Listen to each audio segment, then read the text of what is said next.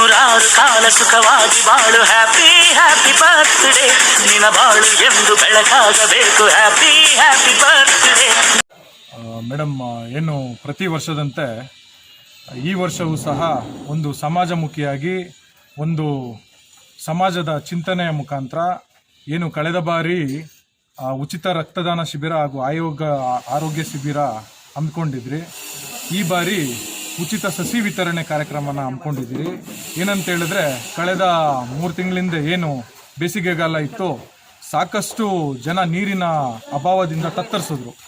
ಜನಕ್ಕೆ ಒಂದು ಸಂದೇಶ ಕೊಡಬೇಕಾಗ್ತದೆ ಹಾಗೂ ಜಾಗೃತಿ ಮೂಡಿಸ್ಬೇಕಾಗ್ತದೆ. ಆ ಒಂದು ನಿಟ್ಟಿನಲ್ಲಿ ಏನು ನಮ್ಮ ಅಭಿಮಾನಿಗಳು, ನಮ್ಮ ಸ್ನೇಹಿತರು ಎಲ್ಲರೂ ಸಹ 1,000 ಗಿಡಗಳನ್ನ ಹಂಚಬೇಕು ಅನ್ನೋ ಒಂದು ಕಾರ್ಯಕ್ರಮನ ಹಮ್ಮಿಕೊಂಡಿದ್ದೀರಿ.